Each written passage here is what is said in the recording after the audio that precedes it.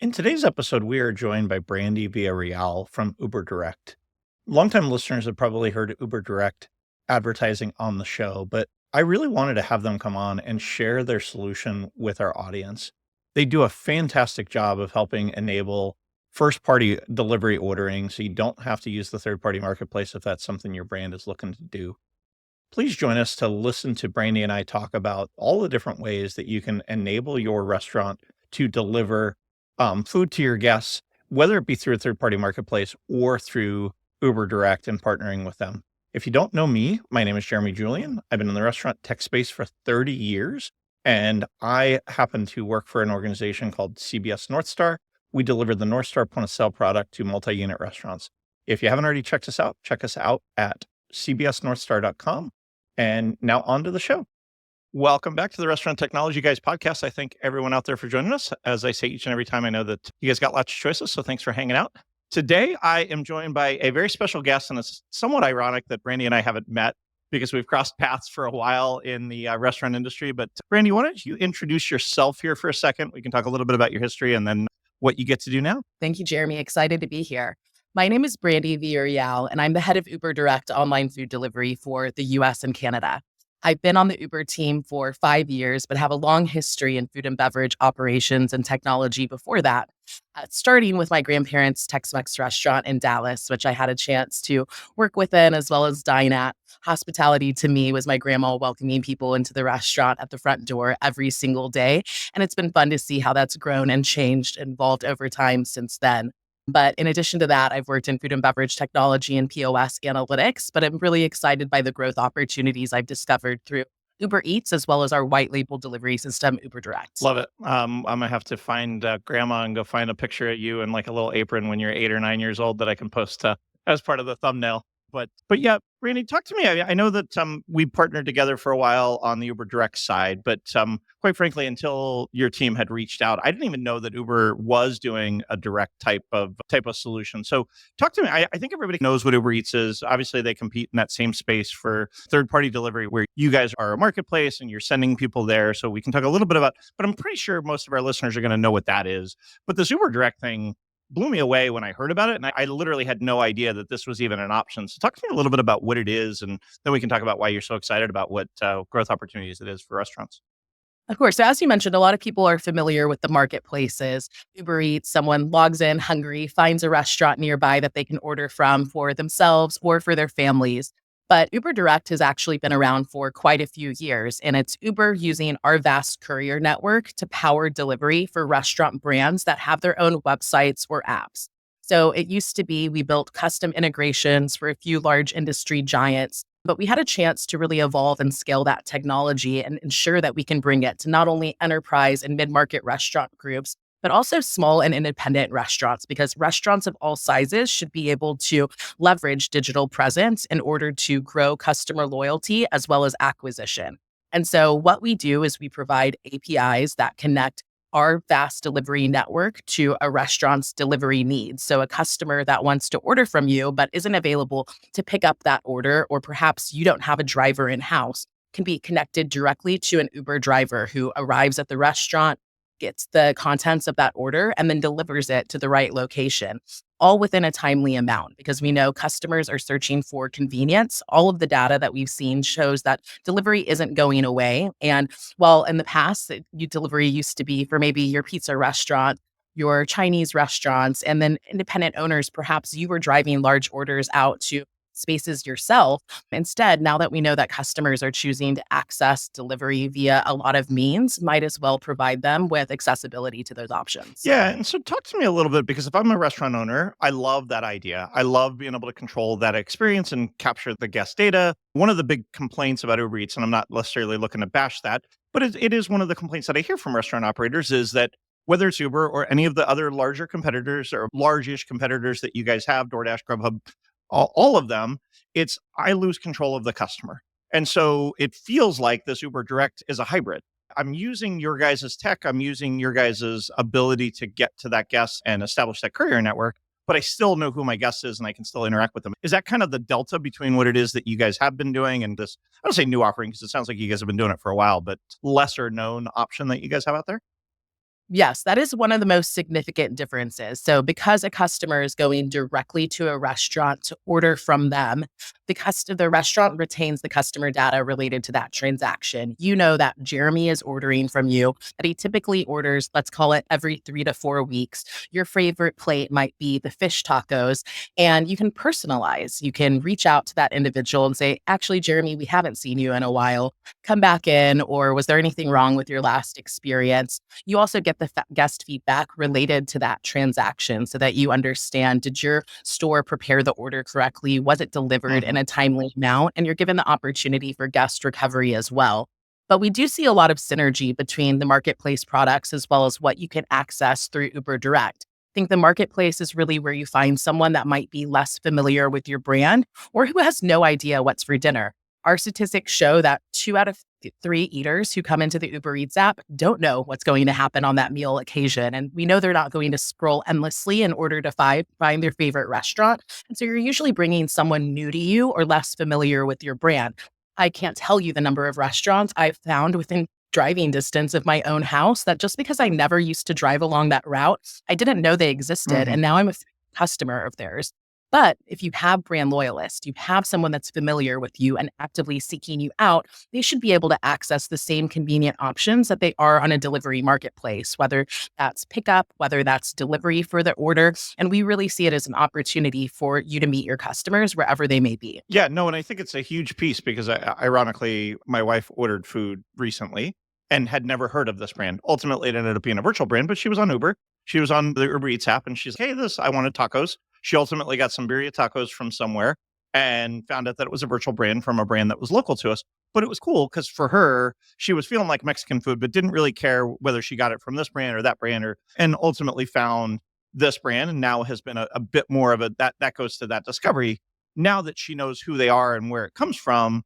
To your point, that conversion step, talk to me a little bit, Brandy, about, are you guys finding that people are converting once they discover on the Uber Eats app, and then do they then jump to Uber Direct? Is it because what I've seen statistically is it often comes down to convenience and consistency of the product that people are looking for. And so if they get a great experience on Uber Eats, they're going to continue to go there. If they know the product is good, they know the timing is good, they know the pricing is good. If they go direct and it's a good process, help me understand from your guys' perspective. Are you guys seeing people converting, or is the Uber Eats customer the Uber Eats customer and the Uber Direct customer is the Uber Direct customer? Of course, we think there's a unique member, of course, especially someone that uses something like our Uber One membership program where they're getting discounts across both rides and eats. The discount on the delivery fee can speak miles to them. But most consumers also understand they might access prices more related to in store if they order via someone's own channel. And so that's something that is certainly sought out. We would see a lot of variation in the industry. I think across the US, generally, we might see about 10% of digital sales coming from someone's first party channels. But the best in class players that I work with across a variety of industries are seeing upwards of 50% of their digital transaction come from their own channels. And Mhm. I think those are the people that are doing it well, understand the value, and are able to convert because they're providing a great experience when someone orders via a marketplace. So now, when this individual seeks them out at a later date and finds those same options available, they trust the brand and want to order through them directly. I love that. I love that idea. I'm going to ask another question. I know we didn't prep you for this. We were teasing about. I'm going to throw some random questions at you. Have you seen strategically? Because I've talked to some restaurant owners where they offer certain things on the third party marketplaces, that they offer a different product offering, maybe a slim down product offering, their top 10, top 20 items on the third party, but for first party, they offer everything you can get in the dining room. Are you seeing any of that statistically where they might offer more to those guests, not just pricing parity from in store, but also some capability to get items that you might not be able to get on a third party marketplace because it's either super custom the way you need to modify it, or you want to be able to control the guest experience and you know that doesn't travel well. And if it doesn't travel well, you may need to have a guest recovery situation? I think most restaurants have the similar products available, but there are really unique opportunities. So we find brands that, for example, you have a limited time item, something new or a unique offering, and premiering that in your own channel first is a way that you can communicate to your end customer, tell them about something appealing that might increase their frequency and loyalty to your restaurant, as well as ultimately brand affinity, and give them the first option to try it out on your own channel and then add it to the marketplaces Love afterwards. I think a difference that we see between marketplace versus direct channels too is just like the user interface that you're dealing with. And when you're on a phone sized screen, we know that customers aren't likely going to scroll through multiple pages of menu in order to find what they want. And so I think that's where, whether it's independent or enterprise operators, have been influenced to perhaps tailor their offerings to the marketplace in order to create a less friction, a more friction free I experience. love that idea. And that's great because I do think even converting from first party to third party, to your point, let's make sure that we can execute really well. I know in some of the stuff that we were doing pre-show, Brandy, we talked about there's a brand that you wanted to talk about a success story. Ironically, I happen to know when he was on the show recently, Rev CNCO is the new CMO for the Salad House. And talk to me a little bit about Salad House because I'd love to let some of our listeners hear a great success story. You guys sent over the collateral if you're good with that. I'd love to just talk through where were they prior to Uber Direct and how has it changed their brand because it was pretty significant, some of the stuff you and the team sent over my way. Of course. So, Salad House, they're a great and growing concept. I believe they just opened their 19th location, but they do see themselves continuing to expand into the 25 plus location bucket. But the brand started in 2011. And so, if you looked backwards, then the delivery apps as we know them today didn't exist. And so, so many brands had an opportunity to try out an initial marketplace. Maybe they saw the incrementality, added another one behind it. But most of these brands started on marketplaces. And then once you understand how seamless the delivery integration can be with your operation and the greater demand that it brings you, why not turn towards like fine tuning and increasing the loyalty via your own channel? And so Salad House partners with us on both Uber Eats and Uber Direct. And what's really significant is that 64% of their overall sales are digital. And so them choosing the right technology partners as well as marketplaces and integration providers to partner with has been really essential to their brand presence as well as increasing customer acquisition overall. And so we're really proud to work with them on Uber Direct and Uber Eats. Uber Eats is where they're finding someone who perhaps is less familiar. And then Uber Direct is offering the same convenience, accessibility, and fast delivery that someone can gain via a marketplace on channels. And so we've had a close partnership with Jared Bravo, who's their director of operations over the past few years, and have some great integration providers that help ensure that there's really seamless delivery touch points between all of those Yeah, experiences. and I want to dig into that because I think that's probably the biggest thing that a lot of people get scared about is how do I do it and how do I go about it. But before I jump into that, Brandy, help me understand 64%. That sounds unfathomable that so much of it would come in through digital. And so what sitting on the outside, help me understand because so many of the brands that I work with, they're like, "Hey, we're at 12. We're trying to get to 13. Hey, we're at 15. We're trying to get to 17 this year." That's like over 50% of their orders are all digital. Is it because the product? Is it because of the type of consumer? What do you even if great and if you don't know, I'd love even just a guess because I think some of our brands I just did an edit for the guys at Blaze Pizza, and their CTO was talking about digital versus in store and how they're very different guests and how you have to create a different experience, quite frankly, as to how the food is produced. In Salad House's case, do you have any idea why or how they've been able to grow so significantly in the last 15 years the way that they have? Absolutely. So I think when you think of that salad category and this being well suited for lunchtime, as well as their traditional presence in the Northeast, it just makes sense. That customer is searching for something quick and convenient. I think of times traveling to New York City a few years ago and you're rushing from meeting to meeting and you're wondering, can I make it down the elevator? Can I make it across the block and stand in line in order to get the salad bowl or whatever item that I want for lunch today? And time is not on your side. You need accessibility in other manners, whether that's through a marketplace or whether that's ordering through a brand directly. And the brands that are able to bring you a seamless experience for ordering, you're only going to repeat it. You've already saved your profile information. They know who you are. Perhaps you're gaining loyalty related to those transactions as well. And you become a more frequent customer over time. But I think that accessibility, especially in that lunch meal period, is very important. And we know that's something people have really close eyes for on the Uber Eats app as well. When you log in and you're looking at the delivery estimates of restaurants around you, someone who that food can't be delivered until 45 minutes later may not win out on that eating occasion if you need that food in less than 15 minutes or have another meeting coming up 30 minutes behind it. Yeah, no, I have that problem from time to time. I get stuck here at this desk and I'm like, okay, I'm going to go off video for this next call because I'm eating my lunch. But to your point, I think I love that the product itself, the consumer that they're serving, where they're at, because I think they're primarily in high density New York City type of places, those salad house concepts. So it does make sense that they're able to do that. And I would also say that without making it easy for the consumer, you fail. So talk to me a little bit about how Uber Direct makes it something that's accessible for consumers, because I think all too often operators, whether it's a single unit operator, your Tex-Mex restaurant that you grew up in, they get overwhelmed. They want to be able to do it. They look at it and go, I can't hire my own people. I need to be able to serve this marketplace, and I don't know how. Help walk through what that process looks like if I own a couple of restaurants and I'm trying to figure out how to get Uber Direct going for my brand. Uber Eats, I don't want to say is tried and true. It's either integrated with the point of sale or it's a tablet. And I think everybody's talked through a lot of that. But now on the Uber Direct side, I'd love to walk through what that looks like from a guest experience and then really even from a product integration side.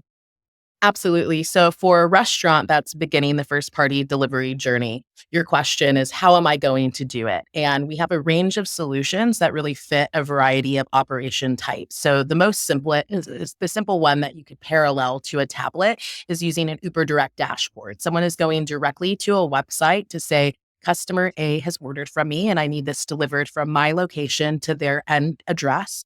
In doing so, we're also able to send that customer a notification and tracking link so that they can follow the delivery request. And then that operations manager in store can also see, has a courier accepted the order? Are they already en route? Has this delivery been completed? So if a customer calls in with a question, they're able to provide an answer to it. Of course, we also work with a variety of integration partners, and that might be point of sale companies. And you can work directly through point of sale integrations to access delivery services or through online ordering aggregators and providers, whether you're thinking of someone like an Olo or perhaps even a Chow Now, a Deliverect. There are a range of options that restaurants are using for technology, and we truly believe in being able to use best-in-class technology across a variety of important pillars for your restaurant in order to gain the best access for your end customers. But I mentioned that tracking. And that's a really big part of it too, because customers have expectations Yes. about delivery now. If you can log into our app and see exactly where someone is, okay, they're around the corner, they're running a couple of minutes late, you know what you're doing with your schedule. And so likewise, a customer that is ordering from you expects that same sort of convenience, because if you have no idea where the delivery driver may be, for me, I'm always in meetings and I'm wondering, is someone going to ring the doorbell and my dogs are going to go crazy while I'm on this call? If I can beat the driver to the door, I can usually avoid that type of situation or even leave them a note that says, please don't ring it, just leave it at door. And we offer those convenient types of delivery options.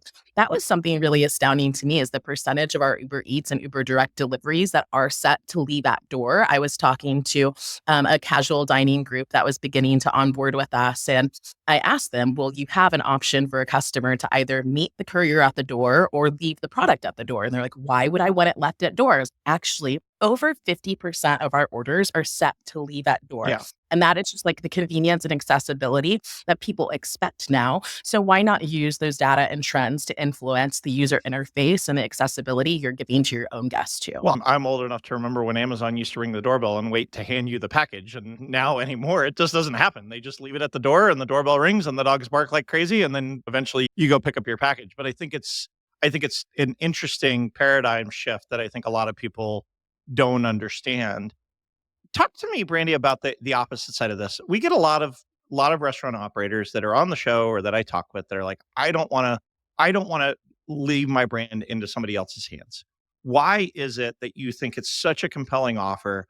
I know why. I think it's silly not to be in this space because the consumers are looking for it. But help walk them through and ease their mind that says, you're not there, your competitor next door is there and is getting that order for those fish tacos that you talked about earlier. But what is it that you guys say to people when they struggle with this? Because I think a lot of people get to a place where they don't trust it or they don't want to go that route.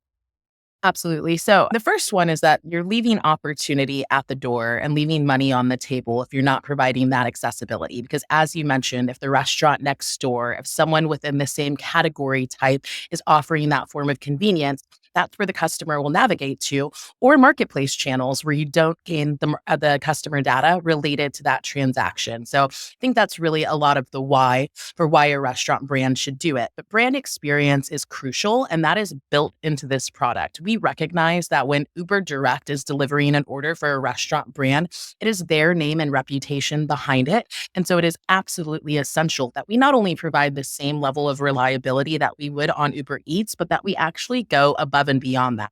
So, very important to us is that we would never prioritize our own marketplace orders over someone's first party delivery order, because that is your reputation at stake. And via us partnering with you, we need to be an excellent brand partner and committed to the reliability of that experience. Customers are choosing between so many options, and they have a variety of values that they're anchoring towards, whether it's value, which is your price and accessibility, whether it's convenience, reliability, speed related to it. And we want restaurants to be able to garner the best of all of those things. Why not use the lowest price for your customer and the fastest delivery time to provide them with an excellent experience that will bring Jeremy from a once a month customer to perhaps even ordering every single week because you're finding something new that you love every time you do it. Yeah, I think that's such a critical thing to think about. And I think it's all too often people don't consider that because they have control issues or whatever else. And can you do a hybrid? Can I do self-delivery and Uber Direct in the same environment? Help me understand. So I'm a place that I want to use. I've got 2 delivery drivers, but if I get a third, I want to dispatch Uber Direct, but I don't want always to have Uber Direct be my guy because you know what? On a normal Tuesday, Wednesday, I can staff, my pizza guy can leave to go drive stuff. But on a Friday, when we're getting bombed and it's the football game or whatever else, a little bit of a different conversation. Is that something you guys offer for people? We absolutely believe in hybrid delivery. And there are certain reasons that you might staff your own delivery drivers, whether that's for catering or large orders or time periods that you know there is going to be a lot of demand. But having worked in restaurant operations myself, you always have to deal with the unexpected, whether that's someone calling in or any other fire that can happen within the 4 walls of the restaurant. So we think it's really important to have a backup plan when that happens. And integrations in technology can provide you with. So we work with a lot of organizations, whether they're in the world of pizza or sandwiches or other types of food that have their own delivery drivers, but also leverage Uber Direct. An interesting concept is one that's really popular in college towns. And so for them, summer is a time of somewhat weaker staffing. A lot of kids are going home over the summer, but that doesn't mean there aren't people still there that want to access their food. So being able to leverage Uber's courier network during that time period helps them bring the best experience to their end customer. But there are a variety of integration partners that we work with that can also help with this self-delivery versus outsourcing questions, such as Cartwheel and Ship Day, many others out there that really allow for someone to balance and choose between when you're leveraging your own staff or not. Yeah, no, I think that's amazing. And I think in general, I think there are people, to your point, that want to do it themselves when they can, but when they can't, they want to be able to leverage some third parties and having to have people that are on part time, especially in certain states with laws and all of those kind of things. That makes it even more difficult. Brandy, what else? And to Oh, me, sorry. Go. the world of hybrid delivery then goes beyond that. So rather than looking at, I have my own fleet and I also want to leverage someone like Uber or another provider, a lot of our integrations and aggregators allow for you to leverage more than one delivery service Mhm. provider. And we know that, of course, strength and coverage can really vary market by market with a lot of the delivery service providers. So why not be able to use the best in class of all of them? And that's really where you also get to that question of, hey, perhaps I'm partnered with 3 services and the one delivering this order is the one that can get it most quickly to my end customer or at the lowest cost, or using both of those measures together to decide who should do it. And I think that's a really great system. If you have more than one delivery service provider competing for that order, it gives them all the reason and attention to be even faster, to be even more cost effective, and ultimately provide the best end Yeah, experience. no, and I think I speak for myself. I know I go look at Uber and Lyft when I'm at an airport trying to get somewhere. I look at both apps and I go, which one's faster and which one's cheaper?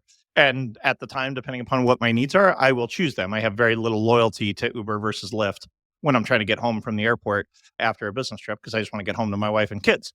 At the same time, I think that's a great point that I hadn't even considered is that it doesn't have to be a one size fits all. It doesn't have to be in the store in the Dallas store. It might be different than the store in Chicago. It might be different than the store in New Orleans, that they've just got different customers, they've got different times, they've got different staffing levels. Help me understand what the staffing levels look like. Because one of the other problems that I see, whether it's direct, Uber Direct, and or the third-party marketplaces is a lot of people struggle to manage the driver communication. We've all been places where the drivers are there and they're waiting for their food. I had an experience recently at a large wing concept that happens to be based here in Dallas, where it didn't go as well as I would have liked it to have on the side of things, and which I know happens to be Wingstop, and they're working on trying to tighten that up, the communication back to the guests, and typically they're one of the better ones. But help me understand, what are those things that you would recommend people consider? Because I do think that creates some branding problems when I got 6 drivers sitting there waiting. Some of them are direct, some of them are going, through the third party marketplaces and really struggling to manage it as a restaurant brand. Absolutely. So we really look at that as a few components. So, like, first, what is the prep time for the order? And on average, how long does it take once an order is received for you to have that packaged and ready for someone to pick up? Having that as a starting point is really important, but that's also where integrations come into play because they're constantly learning about the actual Yep. experience. So you may think your prep time is actually 15 minutes, but perhaps one of your locations is a lot more efficient and perhaps lower volume, and they're driving those orders out the door in 10 minutes. We don't want the courier to arrive too late for that food because that's something that's going to get soggy, or cold items are going to not end up at the right temperature. And so continuously optimizing prep time via integration, I think, is absolutely essential. And then the next part you're referring to is what we call courier wait time. So once that order is ready or once a courier has been dispatched, how long are they actually in store waiting for that order? And we know that for the people on the road, time is money, and they're not going to wait around for an endless amount of time in order to get that order and take it to another place. They'll look at another earning opportunity and perhaps cancel, which means now you have to wait for a second driver to Mhm. show up at the store. And then that's also where sometimes you can have interactions between employees, questions about order issues. I think it's really important that restaurants view couriers as guests. Ultimately, they are. They're Yes. an individual that may or may not already be familiar with your brand, but they have walked in your own 4 doors. They're smelling your food. They're having an opportunity to encounter the hospitality that your own customers are. So treat them like a customer, and they are ultimately an extension of your brand, and one that, if you treat in a great manner, will be a strong representative for you as well. I wish more people treated them like that, because I think all too often they don't treat them well, and they don't ever get that guest, which is unfortunate because those same people are going to go out to eat. And if you treat them well when they're coming in to pick up food, I promise you they're going to want to come patronize your establishment. And when you treat them not super well, it hurts. Brady, how do people get started? Talk to me a little bit about. So again, I'm this restaurant. I want to go. I'm already on the third party marketplaces. I've got it integrated with my point of sale, which I would say is better than 50% of the restaurants out there. I know some still have the tablets, but a large percentage of them. But now I say, you know what? I'm coming into the winter time. I want to get on Uber Direct. Help me understand, what does it look like? How do they get signed up? Where do they go? What do those steps look like? Absolutely. So the easiest way to get started is by going to uber.com/direct. That is a landing page that tells you all about the Uber Direct product, as well as shares some of the case studies and testimonials, like the one that we talked about for Salad House.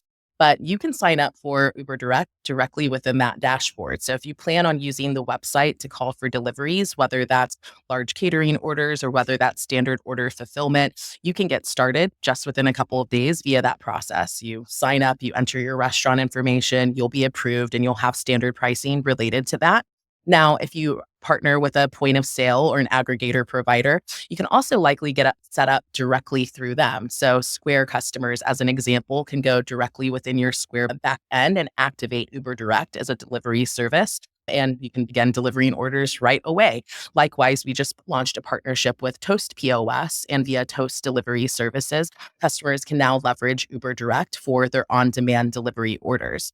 There's also an avenue of getting consultation and making Mhm. sure you're working closely with our team to optimize that experience. So you can reach out to your Uber Eats account manager, and they will either walk you through the various options that we have available, or work directly with my team to provide consultation and a client partner who can help you determine the best options. Because even when you look at small restaurant groups, especially the emerging ones, each of them are prioritizing technology in a different manner. So if you're someone who has built to an API before, or has a technology team that would like to customize an experience for you, that is something that we can help work with.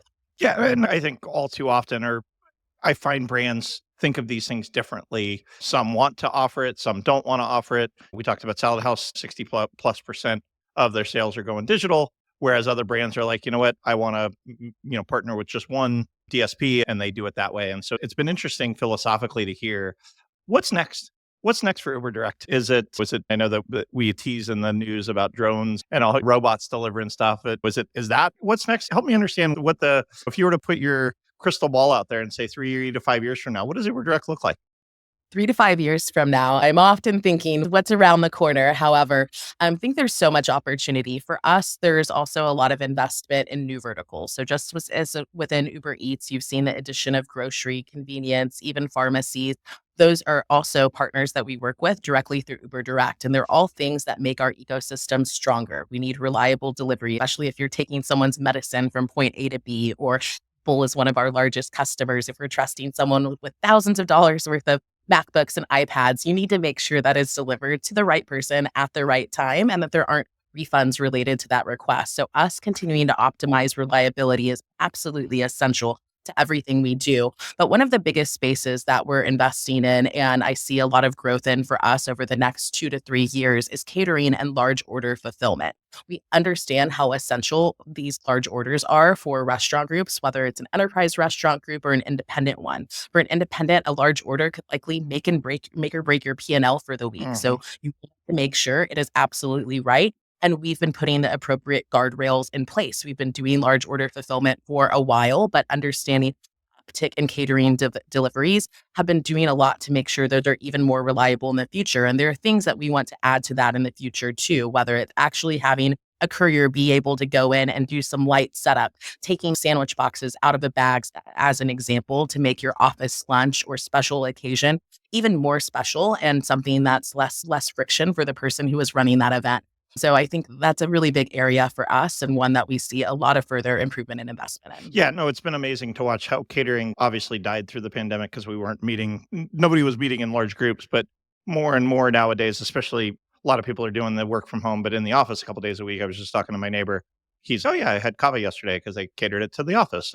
But to your point, without it being done properly, you can hurt that guest experience and hurt that brand promise. Whereas as you guys are continuing to grow that and brands are continuing to explore that avenue, I think it's a huge opportunity for all restaurants to be considering, because I think all too often people don't think about it, and it's a huge revenue boost. And quite frankly, it's oftentimes way more profitable than the people sitting in the dining room when you go deliver a catering order. Brandi, how do people get in touch with you? How do people stay up with the latest things that you guys have got going on? Was there a newsletter? Is there a social page that they should be following? Help people stay connected to what you guys have got going on, whether or not they decide they want to jump into Uber Direct and start to offer it for their guests. Of course. So we will always mention those new offerings on the uber.com/direct. And I also recommend following me on LinkedIn. We have a lot of partnerships and relationships with others in the tech industry and are constantly talking about what's new, what's out there, and the latest trends and innovations that we see as well. It was awesome to reconnect and not that we knew each other, but we did know each other or knew a lot of the same mutual people. So it's great to hear what you guys have going on. To our listeners, guys, as I say each and every time, I love getting the chance to get on the air and share with you guys some of the new cool things that we've got going on. Brandi, thank you for what you guys do, and make it a great day. Thank you, Jeremy.